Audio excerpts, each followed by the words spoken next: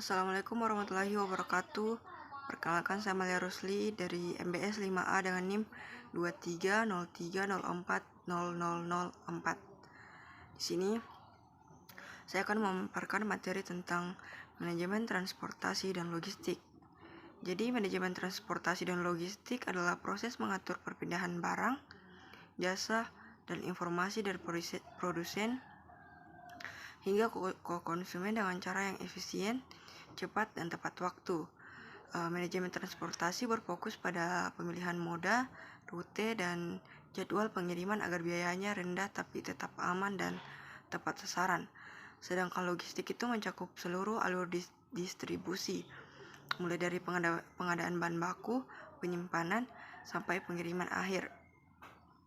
Nah, keduanya itu saling berkaitan untuk memastikan barang tersedia di tempat yang tepat, waktu yang tepat, dan dalam kondisi terbaik demi mendukung kelancaran bisnis dan kepuasan pelanggan. Selanjutnya, manajemen rantai pasok. Jadi, manajemen rantai pasok atau supply chain management adalah proses mengatur aliran barang, informasi, dan keuangan dari pemasok hingga ke tangan konsumen. Nah, tujuan utamanya itu untuk membuat seluruh proses bisnis menjadi lebih efisien, cepat, dan terkoordinasi. Dalam rantai pasok, ada 3 pihak penting, yaitu supplier, distributor, dan konsumen. Nah, supplier itu bertugas untuk menyediakan bahan baku atau produk yang akan dijual.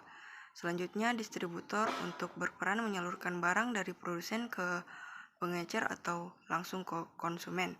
Kemudian konsumen sebagai pihak terakhir yang menggunakan produk tersebut.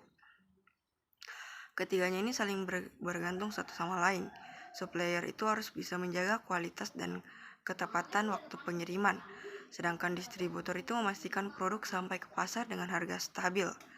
Dan konsumen itu menjadi penentu akhir apakah produk tersebut berhasil terserap di pasar atau tidak.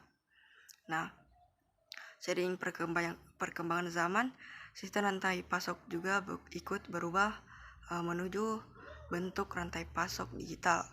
Dalam era industri 4.0 itu, teknologi seperti Internet of Things atau IoT, Artificial Intelligence atau AI, dan Big Data digunakan untuk memantau setiap tahapan rantai pasok secara real time. Misalnya perusahaan bisa melacak posisi barang, memprediksi permintaan pasar, bahkan mengatur pengiriman otomatis dengan sistem digital. Selanjutnya, logistik digital dan teknologi 4.0. Jadi logistik digital itu merupakan wujud nyata dari penerapan teknologi 4.0 di bidang transportasi dan distribusi barang. Kalau dulu sistem logistik masih banyak dilakukan secara manual, sekarang semuanya sudah bisa dikendalikan secara digital dan otomatis. Teknologi seperti Big Data, AI, dan IoT menjadi tulang punggung dalam sistem ini, yang mana Big Data membantu perusahaan mengumpulkan dan menganalisis data besar seperti pola permintaan, kondisi lalu lintas, sampai cuaca. Selanjutnya, AI digunakan untuk mengambil keputusan secara otomatis, seperti menentukan rute tercepat atau memprediksi permintaan barang. Dan IoT memungkinkan alat kendaraan dan gudang saling terhubung dan memberikan informasi secara real time, misalnya suhu barang, posisi kendaraan, atau kondisi armada. Selain itu, logistik modern juga mengandalkan real-time tracking dan smart warehouse. Jadi real-time tracking itu memungkinkan pelanggan memantau posisi paket mereka secara langsung. Sedangkan smart warehouse atau gudang pintar itu menggunakan robot dan sensor otomatis untuk mempercepat proses penyimpanan, pengambilan, dan pengiriman barang. Nah, semua inovasi itu membuat proses logistik menjadi lebih cepat, transparan, dan efisien. Tantangannya memang masih ada, seperti biaya investasi tinggi, infrastruktur digital yang belum merata, dan keterbatasan SDM. Tapi kalau diterapkan dengan baik, logistik digital bisa mengubah cara perusahaan bekerja dari yang dulu manual dan lambat menjadi modern, otomatis, dan berdaya saing tinggi. Selanjutnya, manajemen transportasi perkotaan dan smart mobility. Jadi kehidupan di kota besar itu seringkali identik dengan kemacetan, seperti kemacetan, polusi, dan sistem transportasi publik yang belum efisien. Jadi pertumbuhan penduduk yang pesat itu membuat jumlah kendaraan pribadi meningkat tajam, sementara pembangunan jalan itu tidak mampu mengimbangi. Akibatnya itu waktu terbuang, bahan bakar boros, dan kualitas udara juga ikut menurun. Nah, untuk mengatasi masalah tersebut, muncullah konsep smart mobility sebagai bagian dari pembangunan smart city. Jadi smart mobility itu memanfaatkan teknologi digital untuk mengatur sistem transportasi agar lebih cerdas, efisien, dan ramah lingkungan. Contohnya seperti intelligence traffic light system yang bisa menyesuaikan waktu lampu lalu lintas sesuai kondisi jalan, atau aplikasi navigasi seperti Google Maps dan Waze yang memberikan data lalu lintas secara real time. Bahkan di beberapa negara sudah ada sistem mobility as a service yang menggabungkan berbagai moda transportasi, bus, MRT, hingga ojek online dalam satu aplikasi, agar masyarakat bisa berpindah kendaraan dengan mudah. Selain meningkatkan efisiensi, smart mobility juga itu mendorong masyarakat untuk beralih ke transportasi publik dan mengurangi penggunaan kendaraan pribadi.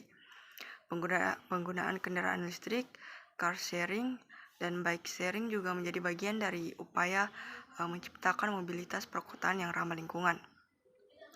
Namun keberhasilan smart mobility tidak hanya bergantung pada teknologi, tapi juga pada kolaborasi antara pemerintah, swasta, dan masyarakat. Jadi pemerintah harus membuat kebijakan transportasi yang terintegrasi, sementara masyarakat perlu sadar pentingnya gaya hidup mobilitas yang berkelanjutan. Selanjutnya, logistik, e-commerce, dan last mile delivery. Jadi sering pertumbuhan pesat belanja online, tantangan logistik itu semakin besar. Pengiriman harus cepat, tepat, dan tetap efisien meski menghadapi hambatan seperti kemacetan, alamat tidak jelas, dan pelanggan yang tidak ada di rumah. Nah, untuk menjawab tantangan itu, berbagai inovasi teknologi mulai diterapkan seperti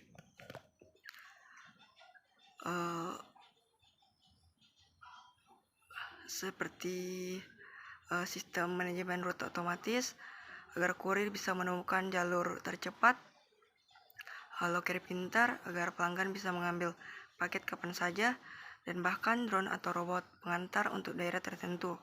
Semua inovasi itu tidak hanya mempercepat pengiriman, tapi juga menekan biaya dan meningkatkan kepuasan pelanggan. Karena bagi e-commerce, pengiriman yang cepat dan tepat waktu menjadi faktor penting yang menentukan loyalitas pelanggan dan juga untuk jasa kirimnya. Selain perusahaan logistik, pemerintah juga berperan penting dalam menyediakan infrastruktur jalan yang baik dan mendukung penggunaan kendaraan listrik agar proses distribusi lebih ramah lingkungan. Jadi logistik e-commerce itu bukan sekedar soal mengantarkan barang, tapi tentang pengalaman pelanggan, pengiriman yang lancar yang membuat konsumen puas dan akhirnya lebih loyal kepada jasa pengirim dan toko online. Mungkin hanya itu dari saya.